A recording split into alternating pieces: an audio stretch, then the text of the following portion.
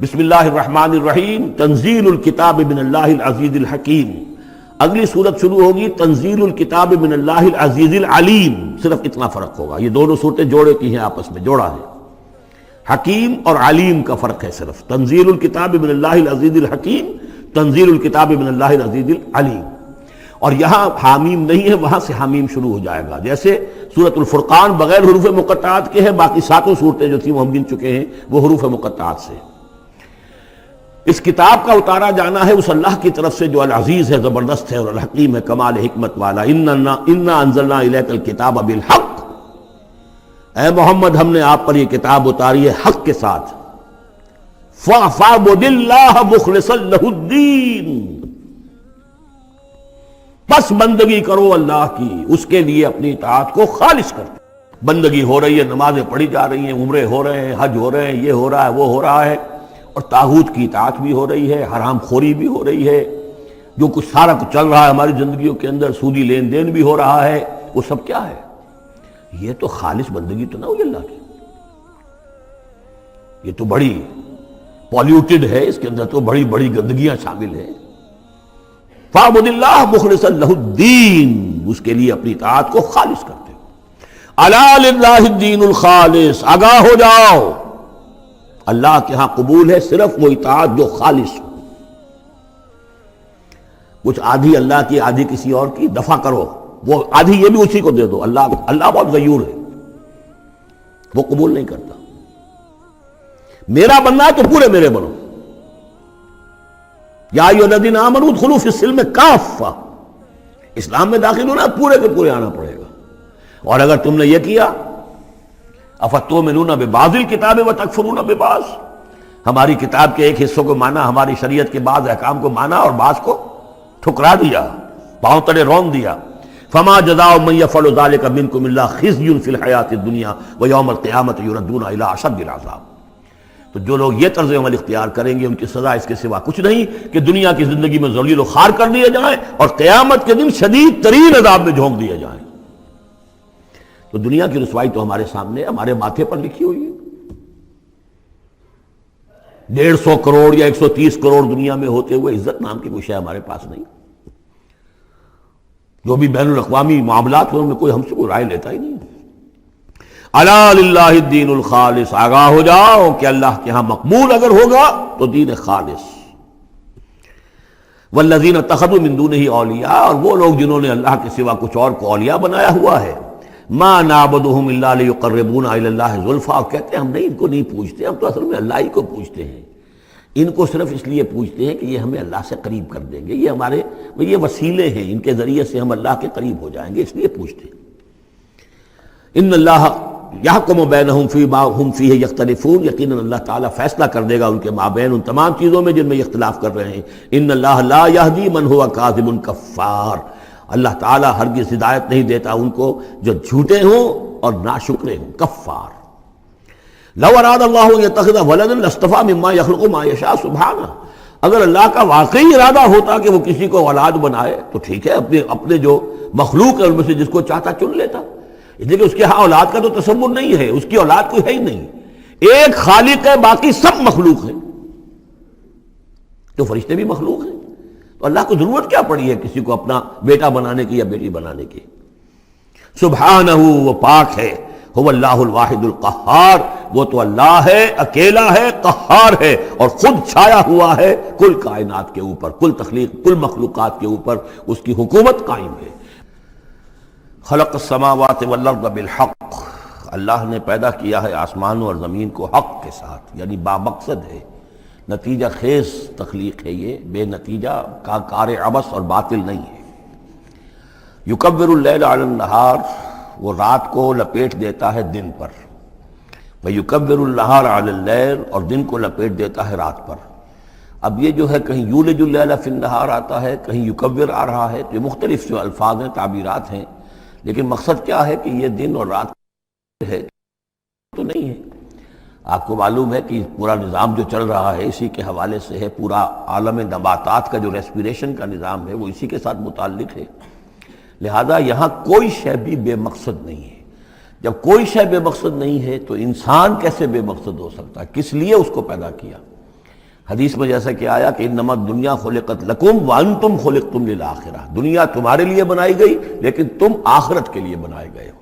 جب تک کہ آخرت کا تصور نہ ہو، پھر انسان کا، خاص طور پر انسان میں جو اخلاقی حص ہے، ایک مورل سینس ہے اس کے اندر، کچھ چیزیں اچھی ہیں کچھ بری ہیں، اس کا احساس ہے اس کے اپنے اندر، تو اس کا کوئی نتیجہ کہاں آخر نکل رہا ہے دنیا میں؟ اس کے لیے دوسری زندگی اور بعد سے بعد الموت لازمی ہے۔ وسخر الشمس والقمر، اور اس نے مسخر کر دیا سورج کو بھی اور چاند کو بھی، کل یجری لاجل مسمى، یہ سب کے سب چل رہے ہیں ایک وقت معین تک کے لیے۔ الا هو العزیز الغفار، آگاہ ہو جاؤ وہ زبردست ہے اور بخشنے والا ہے۔ خلقکم من نفس واحدۃ ثم جعل منها زوجها، اس نے بنایا ہے تمہیں ایک ہی جان سے، ایک ہی جی سے۔ اب اس کو جو لوگ ایولیوشن کو مانتے ہیں یا سمجھتے ہیں کہ قرآن مجید کے ساتھ اس کے بعض اجزاء کی مطابقت ہے، وہ تعبیر کرتے ہیں کہ ایک ہی، یعنی ابتدا میں جو حیوانات پیدا کیے گئے ہیں، جو لوور اینیملز ہیں بالکل شروع میں، ان میں سیکس نہیں تھا، جیسے کہ امیبا ہے، وہ بس دو حصوں میں تقسیم ہو گیا، یہی اس کی اولاد ہو گئی، وہ جو باپ کہہ لیں ماں کہہ لیں وہ ایک ہی ہے۔ اس کے بعد ایسے بھی پیدا ہوئے کہ جن میں ایک ہی جانور میں دونوں سیکس ہیں۔ یہ جو راؤنڈ ورم ہوتا ہے، راؤنڈ ورم جو برسات میں جو نکل آتے ہیں بہت لمبے لمبے سے کیڑے، یہ ہرمفرائٹ ہیں، ان کے اندر میل اور فیمیل آرگنز دونوں ایک کے اندر موجود ہوتے ہیں۔ تو اس طریقے سے رفتہ رفتہ پھر ڈیفرینسیشن ہوئی، میل علیحدہ ہو گیا، فیمیل علیحدہ ہو گئے۔ خلقکم من نفس واحدۃ ثم جعل منها زوجها، اسی جان سے اس کا جوڑا بنایا۔ وانزل لکم من الانعام ثمانیۃ ازواج، اور تمہارے لیے 8 جوڑے اتار دیے تمہارے مویشیوں میں سے۔ عام طور پر عرب میں جو مویشی موجود تھے ان میں سے اونٹ نر اور مادہ، گائے نر اور مادہ، اسی طریقے سے بھیڑ نر اور مادہ، اور بکری نر اور مادہ، یہ جو ہیں ان کے ہاں یہی مویشی تھے۔ ثمانیۃ ازواج یہ سورہ انعام میں بھی آ چکا ہے، وہ ہمیں یاد ہوگا۔ من الابل اثنین ومن البقر اثنین ومن المعز اثنین، یہ وہاں آ چکا ہے۔ یخلقکم فی بطون امہاتکم، اور وہ تمہیں پیدا کرتا ہے تمہاری ماؤں کے پیٹوں میں، خلقا بعد خلق، ایک خلق کے بعد دوسری خلق، تخلیق کے بعد مراحل ہیں اس کے، نطفہ ہے، علقہ ہے، مضغہ ہے، مخلقہ اور غیر مخلقہ، پھر اس کو جو، اور پھر خلقا آخر، ایک اور ہی تخلیق ہے۔ اس پہ میں عرض کر چکا ہوں کہ اس موضوع پر ضربہ سلام جو ہے قرآن مجید کا، وہ سورہ مومنون کا پہلا رکوع ہے۔ فی ظلمات ثلاث، یہ ذکر یہاں آیا ہے، 3 پردوں کے اندر تخلیق ہو رہی ہے۔ یعنی ایک پردہ یہ پیٹ کی دیوار ہے، جو مردوں کی بھی دیوار ہے، یہ پیٹ کی ایبڈومینل وال ہے۔ دوسرا پردہ پھر جو یوٹرس ہے، رحم ہے ماں کا، اس کی موٹی دیوار ہے۔ تیسری وہ جھلی ہے جس میں کہ وہ بچہ جو ہے جنین لپٹا ہوا ہوتا ہے۔ اب دیکھیے یہ بھی ظاہر بات ہے، اس وقت جو ہے جینیٹکس بھی نہیں پڑھائے گئے تھے، نہ یہ پڑھائی گئی تھی ایمبریولوجی، کچھ بھی نہیں تھا، لیکن فی ظلمات ثلاث، یہی وجہ ہے جو میں نے آپ کو بار بار بتایا ہے کہ کیتھل مور جو کہ ایمبریولوجی پر اس وقت دنیا کی سب سے بڑی اتھارٹی سمجھا جاتا ہے، اس نے مانا ہے کہ قرآن مجید میں جس طریقے سے یہ بیان ہوا ہے واقعتاً حیران کن ہے۔ تو 3 پردوں کے اندر اللہ جیسا چاہتا ہے بنا رہا ہے، اس کا منہ قلم تو اللہ ہی کا نا، شکل بنا رہا ہے اس کی جو بھی کر رہا ہے، اب ہم اس کو تشبیہ تو نہیں دے سکتے، لیکن اللہ بنا رہا ہے۔ یخلقکم فی بطون امہاتکم، وہ بناتا ہے، تخلیق کرتا ہے تمہاری ماؤں کے پیٹوں میں، خلقا بعد خلق، ایک طرح سے دوسری طرح، ایک درجے کے بعد دوسرا درجہ، فی ظلمات ثلاث، 3 اندھیروں میں۔ ذالکم اللہ ربکم، وہ ہے اللہ تمہارا رب، لہ الملک، بادشاہی بھی اسی کی ہے، لا الہ الا هو فانا تصرفون، اس کے سوا کوئی معبود نہیں ہے، تو کدھر پھرائے جا رہے ہو۔ ان تکفروا فإن اللہ غنی عنکم، اگر تم کفران نعمت کرتے ہو، کفر کرتے ہو، تو اللہ غنی ہے، اسے تمہاری کوئی ضرورت نہیں ہے، احتیاج نہیں ہے، یہ نہ سمجھو کہ اس کی سلطنت میں کوئی کمی آ جائے گی۔ ولا یرضی لعبادہ الکفر، لیکن وہ اپنے بندوں سے کفر پر راضی نہیں ہے، اختیار تو اس نے دیا ہے، اما شاکرا و اما کفورا، چاہو تو شکر گزار بندے بنو، چاہو کفران نعمت کے روش اختیار کر لو، چوائس از یورس، لیکن یہ جان لو اللہ راضی نہیں ہے کفر پر، راضی وہ ہوتا ہے وَإِن تَشْكُرُوا يَرْضَهُ لَكُمْ، اگر تم اس کا شکر کرو، اس کی تعریف کرو، اس کی بندگی کرو، پھر وہ تم سے راضی ہوگا۔ وَلَا تَزِرُ وَازِرَةٌ وِزْرَ أُخْرَىٰ، اور نہیں اٹھائے گی کوئی اٹھانے والی جان کسی دوسری جان کے بوجھ کو۔ ثُمَّ إِلَىٰ رَبِّكُمْ مَرْجِعُكُمْ، پھر تمہارا لوٹنا ہے اب تمہارے رب ہی کی طرف، فَيُنَبِّئُكُمْ بِمَا كُنتُمْ تَعْمَلُونَ، پھر وہ تمہیں بتا دے گا، متنبع کر دے گا جو کچھ کہ تم کرتے رہے تھے۔ انہ علیم بذات الصدور، یقیناً وہ جاننے والا ہے سینوں کے اندر چھپی ہوئی باتوں کا بھی، جو راز ہیں تمہارے سینوں میں۔ وَإِذَا مَسَّ الْإِنسَانَ ضُرٌّ دَعَا رَبَّهُ مُنِيبًا إِلَيْهِ، اور جب انسان کو کوئی تکلیف پہنچتی ہے وہ اپنے رب کو پکارتا ہے، دعائیں کرتا ہے اس کی طرف رجوع کرتے ہوئے۔ ثم اذا خوله نعمتا منه، اور جب اللہ تعالیٰ اس کو اڑا دیتا ہے، اس کے گرد اپنی نعمت کا خول لے آتا ہے، خوله اسے لپیٹ لیتا ہے اپنی نعمت میں، نسی ما کان یدعو الیہ من قبل، تو جو پہلے وہ جس چیز کے لیے اللہ سے دعائیں کر رہا تھا سب بھول جاتا ہے۔ وجعل للہ اندادا، اور اس سے بھی بڑھ کر جو کرتا ہے شرارت وہ یہ ہے کہ اللہ کے مدے مقابل ٹھہرا لیتا ہے، لیضل عن سبیلہ، تاکہ بہکائے لوگوں کو اس کے راستے سے۔ قل تمتع، تو اللہ تعالیٰ کی طرف فرمایا جا رہا ہے نبی کہہ دیجئے اٹھا لو کچھ دنیا کے کچھ جو مزے ہیں وہ لوٹ لو، بے کفر کا، اپنے کفر کے ساتھ، قلیلاً، لیکن بہت کم، چند دن کی زندگی ہے، اس میں جو تمہیں عیاشی کرنی ہے کر لو۔ انک من اصحاب النار، پھر مستقل طور پر تو تم آگ والے ہو، تمہیں آگ کے اندر جھونکا جائے گا۔ امن هو قانت آناء اللیل ساجدا وقائما یحذر الآخرۃ ویرجو رحمت ربہ، اس صورت میں یہ خاص اسلوب کئی مرتبہ آئے گا کہ ایک چیز کو، ایک جملے کو آگے نامکمل چھوڑ دیتے ہیں کہ اسے خود انسان پر کرے، فل ان دی بلینک، وہ خود بخود اس کے اندر مقدر تو ہے لیکن اس کو واضح طور پر نہیں کیا جاتا، مثلا اس کی مثال، اور یہ کئی دفعہ آئے گا اسلوب۔ اب من ہوا قانت آناء اللیل، بلا وہ شخص کہ جو کھڑا رہتا ہے، بندگی کرتا ہے رات کے وقت بھی، ساجدن و قائما، کبھی سجدے میں پڑا ہوا ہے کبھی کھڑا ہوا ہے، یحذر الآخرۃ، جو آخرت سے ڈرتا رہتا ہے، وہ یرجو رحمت ربہ، اور ساتھ ہی اپنے رب کی رحمت کا امیدوار بھی ہے، بس آگے کچھ نہیں۔ مراد کیا ہے؟ کیا بھلا یہ شخص کا من ہوا غافل، کیا برابر ہو جائے گا اس کے کہ جو غافل ہے؟ بھلا وہ شخص جس کی کیفیت یہ ہے کہ وہ فرما بردار ہے، راتوں کے اوقات میں بھی، سجدے میں بھی، اور کھڑے ہو کر بھی اللہ کی بندگی کرتا ہے، آخرت کا خوف اس کے دل میں ہے، لیکن اپنے رب کی رحمت کی امید بھی ہے۔ کمن ہوا غافل، کیا وہ شخص برابر ہو جائے گا اس کے کہ جو غافل ہے؟ قل، کہہ دیجئے حل یستوی الذین یعلمون والذین یعلمون، کیا برابر ہو سکتے ہیں وہ لوگ کہ جو علم رکھتے ہیں اور وہ کہ جو نہیں رکھتے؟ انما یذکر اولو الالباب، حقیقی نصیحت اور سبق تو حاصل وہی کرتے ہیں کہ جو عقل مند لوگ ہیں۔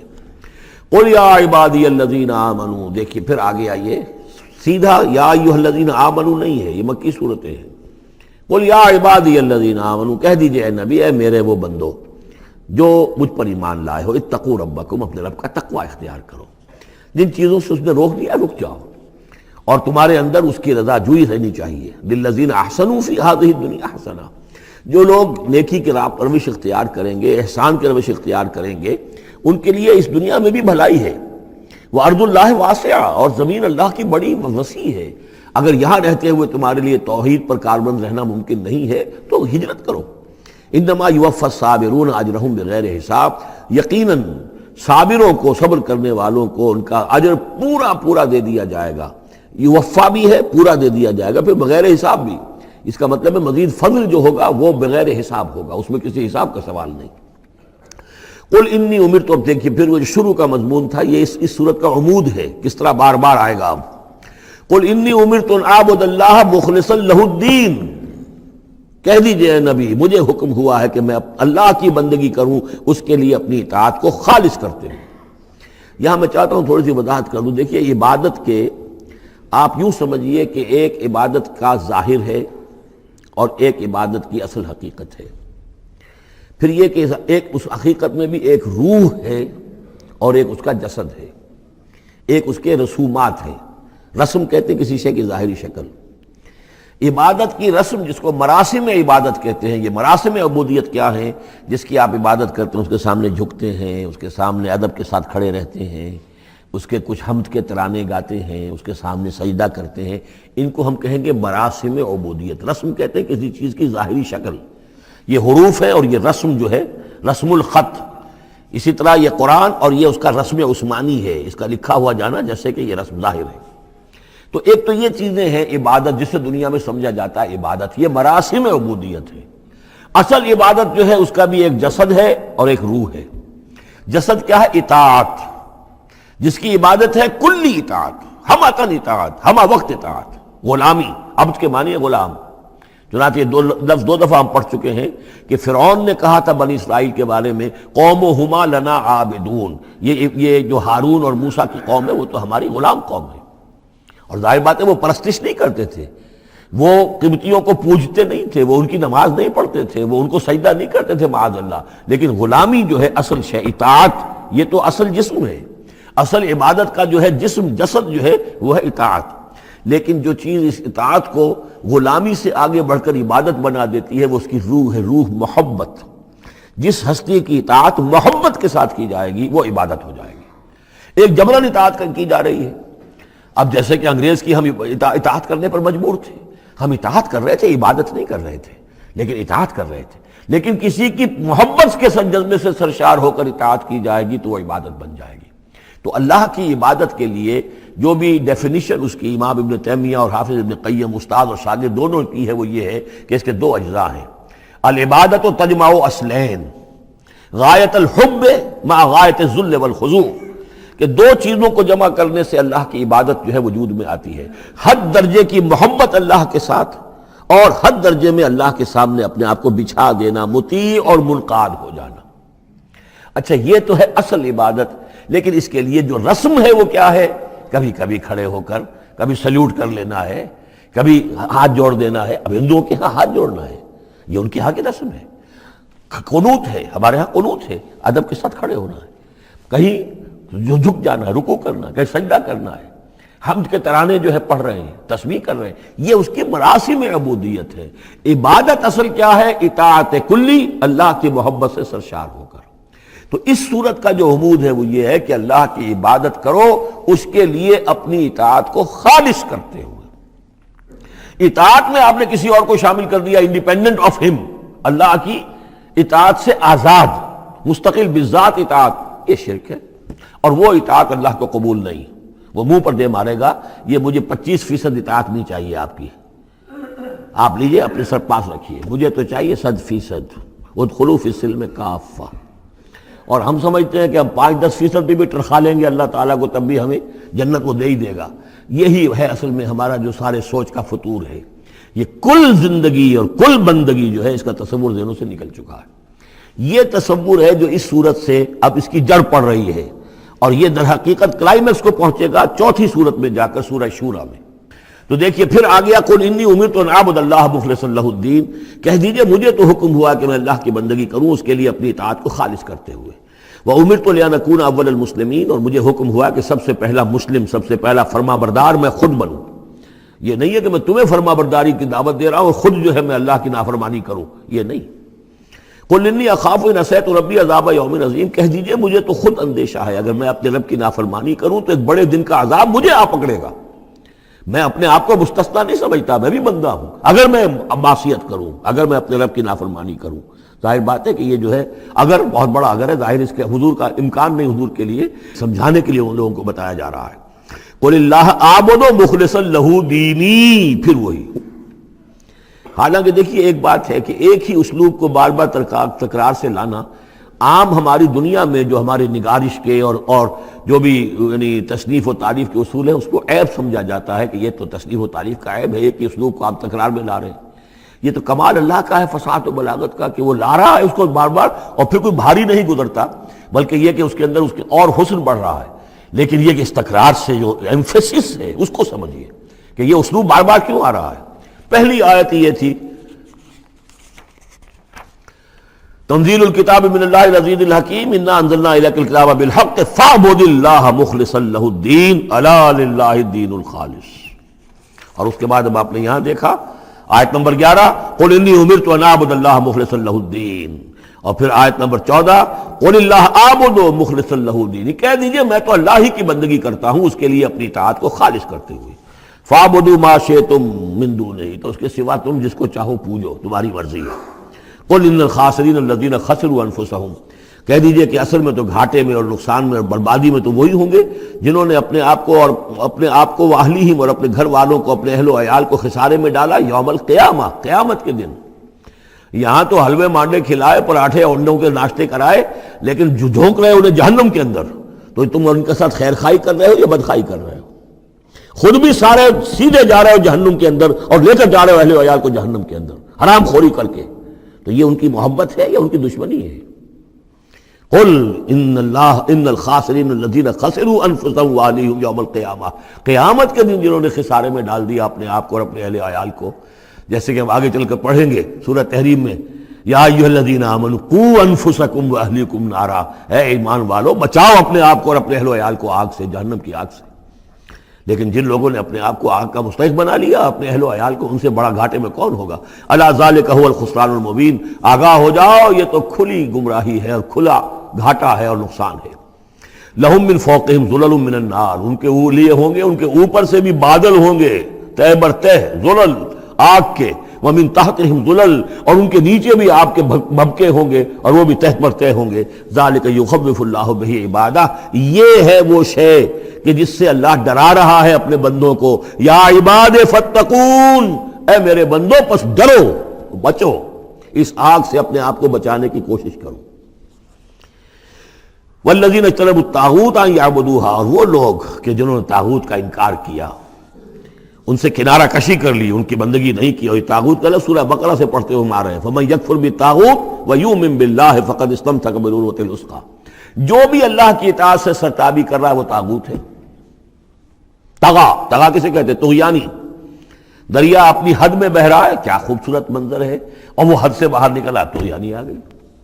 یہ انسان اللہ کی بندگی کی حد میں رہے، بہت اچھا ہے، اللہ کا خلیفہ ہے، اشرف المخلوقات ہے، اور بڑھ گیا آگے اور اللہ کی حدود کے اندر داخل ہو گیا، اپنے نفس کو بنا لیا مطاع یا کسی اور کو بنا لیا مطاع، خود حاکم بن بیٹھا یا کسی اور کی حاکمیت کا قائل ہو گیا اللہ سے آزاد ہو کر، تباہی ہے، بربادی، وہ طاغوت ہے۔ تو جن لوگوں نے بھی کنارہ کشی کر دی اس سے کہ وہ طاغوت کی بندگی کریں، وَأَنَابُوا إِلَى اللَّهِ، اور انہوں نے رخ کر لیا اپنا اللہ کی طرف، رجوع کر لیا، لَهُمُ الْبُشْرَى، ان کے لیے بشارت ہے، فَبَشِّرْ عِبَادِ، تو اے نبی میرے ایسے بندوں کو بشارت دے دیجئے، اللہم ربنا اجعلنا منہم۔ یہ جو اب اگلی آیت آ رہی اس کو غور سے سنیے، فَبَشِّرْ عِبَادِ الَّذِينَ يَسْتَمِعُونَ الْقَوْلَ فَيَتَّبِعُونَ أَحْسَنَهُ، جو لوگ کے کلام سنتے ہیں، بات سنتے ہیں، اور پھر جو اس کا بہترین رخ ہوتا ہے، بہترین پہلو ہوتا ہے، اس کی پیروی کرتے ہیں۔ یعنی یہ کہ دین جس کی طرف کہ اللہ تعالیٰ تمہیں بلا رہا، اس کے بھی درجے ہیں، ایک درجہ ہے صرف اسلام کا، ایک اس سے اونچا درجہ ہے ایمان، ایک سب سے اونچا درجہ ہے احسان، واللہ یحب المحسنین۔ تو اچھے سے اچھے درجے کی طرف جانے کی کوشش کرو۔ ہمارا معاملہ کیا ہے؟ دنیا میں تو ہم سمجھتے ہیں کہ اچھی سے اچھی، بہتر سے بہتر ہے، جستجو کہ خوب سے ہے خوب تر کہاں، اور دین میں ہم کہتے ہیں ذرا اور کم پر بھی گزارا ہو جائے، کہیں اور تھوڑی رعایت کر کے پیچھے چلے جائیں، پاس ہو جائیں کسی طرح، کم سے کم کے لیے، یہ ہے در حقیقت جو کہ برعکس روش ہونی چاہیے۔ فَيَتَّبِعُونَ أَحْسَنَهُ، عزیمت کا راستہ اختیار کرو، بہتر سے بہتر کے لیے، ایم ہائی، دین کے معاملے میں بھی اپنا ارادہ جو رکھو وہ اونچا رکھو۔ تو یستمعون القول، جو بات سنتے ہیں، فیتبعون احسنہ، جو اس کی احسن ترین پھر اس کے اندر جو پہلو ہے اس کا اتباع کرتے ہیں۔ اولئک الذین ہداہم اللہ، یہ ہیں وہ لوگ جنہیں اللہ نے ہدایت دی ہے، واولئک هم اولو الالباب، اور یہی وہ لوگ ہیں کہ جو اولو الالباب ہیں، ہوش مند ہیں، عقل مند ہیں۔ افمن حق علیہ کلمۃ العذاب، اور یہاں پھر وہی آ گیا، بھلا وہ شخص کہ جو مستحق ہو چکا ہے، جس پر لاگو ہو چکی ہے عذاب کی بات، یعنی جو مستحق ہو گیا عذاب کا، اس کے بعد کیا پھر چھوڑ دیا گیا، کمن ہوا فی الجنہ، کیا وہ برابر ہو جائے گا اس شخص کے کہ جو جنت میں جانے والا ہے؟ یہ گویا کہ یہاں پر محذوف ہے۔ افانت تلقذ من فی النار، تو اے نبی کیا آپ اس کو نکال سکیں گے آگ سے؟ اس کے اوپر تو اللہ کی طرف سے وہ قانون عائد ہو گیا، دفعہ لگ چکی، جیسے آپ کہتے ہیں اس پر تو دفعہ 302 لگ گئی، تو جن لوگوں پر وہ دفعہ لگ چکی ہے اللہ تعالیٰ کی طرف سے کہ یہ لوگ اس مقام کو پہنچ گئے پوائنٹ آف نو ریٹرن کو، کہ اب ان کے دلوں پر مہر کر دی گئی، اب یہ ایمان نہیں لائیں گے، تو ان کو اے نبی آپ ان کو اب آگ سے نکال نہیں سکتے۔ لیکن الذین اتقوا ربہم، لیکن وہ لوگ کہ جو لوگ اللہ کا تقوی اختیار کریں گے، لہم غرف من فوقہا غرف مبنیہ، ان کے لیے تو بالا خانے ہوں گے، ان کے اوپر اور بالا خانے ہوں گے، ایک دوسرے کے اوپر۔ اللہ تعالیٰ جنت کے اسکائی اسکریپرز دے گا، جیسے کہ آج آپ دیکھتے ہیں 102 منزلیں اور 110 منزلیں چلی جا رہی ہیں، تو غرف من فوقہا غرف، بالا خانے اور بالا خانوں پر بالا خانے، مبنیہ جو چنے ہوئے ہوں گے ایک دوسرے کے اوپر، تجری من تحت الانہار، ان کے دامن میں ندیاں بہتی ہوں گی۔ وعد اللہ، یہ اللہ کا وعدہ ہے جو ہو چکا، لا یخلف اللہ المیعاد، اللہ تعالیٰ اپنے وعدے کی خلاف ورزی نہیں کرتا۔ الم تر ان اللہ انزل من السماء ماء، کیا تم نے دیکھا نہیں کہ اللہ نے اتارا آسمان سے پانی، فسلکہ ینابیع فی الارض، پھر اس کو چلا دیا چشموں کی شکل میں زمین میں، ثم یخرج بہ زرعا، پھر ان کے ذریعے سے نکالتا ہے، اس کے ذریعے سے نکالتا ہے وہ کھیتی کو، مختلف الوانہ، جس کے رنگ ہیں مختلف، ثم یہی جو پھر وہ کھیتی جو ہے تیار ہو جاتی ہے، بڑی اس کے شان و شوکت ہوتی ہے، فتراہ مصفرا، پھر دیکھتے ہو کہ وہ زردی مائل ہو گئی، ثم یجعلہ حطاما، پھر وہ کھیتی کٹ گئی اور اب یوں سمجھیے کہ وہاں خاک اڑ رہی ہے، یا یہ کہ توڑی کے کوئی تنکے کہیں کہیں پڑے ہوئے نظر آ جائیں گے، چورا ہو گئی۔ ان فی ذلک لذکر لأولی الالباب، اسی کے اندر ہے یاد دہانی اور سبق ہوش مند لوگوں کے لیے کہ یہی معاملہ تمہارا ہے۔ جب تم پیدا ہوتے ہو تو جیسے کھیتی نئی نئی اپجتی ہے تو کسان کتنا خوش ہوتا ہے، کسی کے ہاں بیٹا پیدا ہوا کتنی خوشی ہو رہی ہے، اس کی آمد کو جو ہے سیلیبریٹ کیا جا رہا ہے، پھر وہ جوانی کو پہنچتا ہے، پھر اس کے بالوں میں سفیدی آئی، اعصاب جو ہے اور جو قوا کمزور پڑے، اور پھر اس کے بعد وہ قبر میں اتار دیا گیا، مٹی ہو کر مٹی میں پھر مل گیا۔ تو یہ life cycle, human life cycle, بس یہ ہے کہ یہ 50 60 30 40 برس کا ہے، وہ چند مہینے کے اندر اندر سب کچھ ہو جاتا ہے، سائیکل وہی ہے، وہ بھی لائف ہے، یہ بھی لائف ہے۔ The plant life and animal life, biology کی یہ دو شاخیں ہیں، باٹنی ہے تمہارا biology, life the science of life, اس کے دو حصے ہیں، باٹنی ہے، زوالوجی ہے، حیوانات کی لائف اور نباتات کی لائف۔ افمن شرح اللہ صدرہ، پھر وہی حذف کا موضوع کا اسلوب آ رہا ہے، افمن شرح اللہ صدرہ للاسلام فہو علی نور من ربہ، بھلا وہ شخص کہ جس کے سینے کو اللہ نے کھول دیا ہو اسلام کے لیے، اور وہ اپنے رب کی طرف سے نور پر ہے، اندرونی بصیرت اس سے حاصل ہے، اندر اس کا جگمگا رہا ہے اللہ کے ایمان کے ذریعے سے، اور جو بصیرت اللہ نے اسے عطا کر دی ہے۔ اب پھر آگے اس کو چھوڑ دیا گیا، کیا مطلب ہے؟ افمن شرح اللہ صدرہ للاسلام فہو علی نور من ربہ، جو اپنے رب کی طرف سے نور کے پر ہے، کمن ہوا فی الظلمات، کیا وہ اس شخص کے مانند ہو جائے گا جو اندھیروں میں بھٹک رہا ہے؟ لیکن نہیں، اس کو یہاں درج نہیں کیا۔ فویل للقاسیۃ قلوبہم، تو ہلاکت اور بربادی ہے ان لوگوں کی جن کے دل سخت ہو چکے ہیں من ذکر اللہ، اللہ کے ذکر سے، یعنی اتنے سخت ہو چکے ہیں کہ ان میں گداز ہی نہیں ہے، ان میں اللہ کے لیے کوئی شوق ہی نہیں ہے، اللہ کو یاد کرنے کا کوئی ذوق ہی نہیں ہے، ان کے دل سخت ہو چکے ہیں، ان کے لیے ہلاکت اور بربادی ہے۔ اولئک فی ضلال مبین، یقیناً یہ لوگ ہیں کھلی گمراہی میں بھٹکے ہوئے ہیں۔ اللہ نزل احسن الحدیث کتابا متشابہا، اللہ نے اتاری ہے بہترین حدیث۔ اصل میں ہمارے ہاں یہ لفظ حدیث جو ہے اس کے ایک ہی معنی لوگوں کو معلوم ہے، حدیث قرآن ہے، حدیث ہے، حدیث سے مراد ہے حدیث رسول صلی اللہ علیہ وسلم۔ قرآن مجید میں کہیں حدیث کا لفظ حدیث رسول کے لیے نہیں آیا، ویسے حدیث کا لفظ صحیح ہے، حدیث رسول ہے، وہ اس میں کوئی شک نہیں، لیکن ہمیں جاننا چاہیے قرآن کی اصطلاح کیا ہے۔ بہترین حدیث قرآن ہے، فَبِأَيِّ حَدِيثٍ بَعْدَهُ يُؤْمِنُونَ، اس قرآن کی جیسی حدیث کے آنے کے بعد اب اور کس چیز پر ایمان لائیں گے؟ تو یہاں پر بھی لفظ حدیث آ رہا ہے، اللہ کا کلام ہے یہ، تو اللہ نزل احسن الحدیث، اللہ نے بہترین بات نازل فرمائی ہے، بہترین کلام نازل فرمایا ہے، کتاباً، کتاب کی صورت میں، متشابہاً، اس کے مضامین بہت متشابہ ہیں۔ اب جیسے ہم دیکھ چکے ہیں کہ 7 جگہ تو قصہ آدم و ابلیس آ رہا ہے، حالانکہ اس میں ہر جگہ کوئی نہ کوئی نئی بات ہے، کچھ نہ کوئی فرق ہے، لیکن یہ کہ 7 جگہ آ رہا مشابہ تو ہے نا۔ قرآن کو جو شخص پڑھ رہا ہے اگر ایک ہفتے میں وہ ختم کرتا ہے تو گویا کہ ہر ہفتے اسے کہیں نہ کہیں وہ آدم و ابلیس کا تذکرہ جو ہے وہ مل جائے گا ہر روز میں۔ تو اس طریقے سے یہ کہ جو اہم مضامین ہیں وہ قرآن مجید میں اس طریقے سے لائے گئے ہیں کہ صورتیں مشابہ ہیں، صورتوں کے جوڑے ہیں، مثانیہ دہرائی ہوئی یا جوڑوں کی شکل میں دونوں معنی ہو سکتی ہیں اس کی۔ تقشعر منہ جلود الذین یخشون ربہم، جن لوگوں کے اندر اللہ کی خشیت ہے ان کے رونگٹے کھڑے ہو جاتے ہیں اس کتاب کو پڑھ کر، اس کو پڑھتے ہوئے ان پر جو اللہ تعالیٰ کا خوف اور اللہ کی خشیت طاری ہوتی ہے تو جسم کے جو بال ہیں، جلد کے اوپر جو بال ہیں وہ کھڑے ہو جاتے ہیں۔ ثم تلین جلودہم وقلوبہم الی ذکر اللہ، پھر اس کے بعد ان کی کھالیں بھی اور ان کے دل بھی اللہ کی یاد میں نرم پڑ جاتے ہیں۔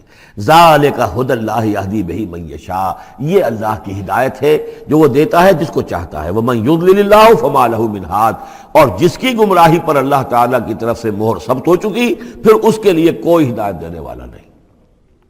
افمن یتقی بوجہہ سوء العذاب یوم القیامہ، پھر وہی حذف کا موضوع ہے، کا اسلوب ہے، بھلا وہ شخص کہ جو اپنے چہرے کو سوء العذاب سے بچانے کی کوشش کرتا ہے، جو روکتا ہے اپنے منہ سے، آگ کی لپیٹ آ رہی ہے، آگ کے جو ہے تھپیڑے آ رہے ہیں، اور وہ کیا کرے، چہرہ جو ہے اس کی زد میں ہے۔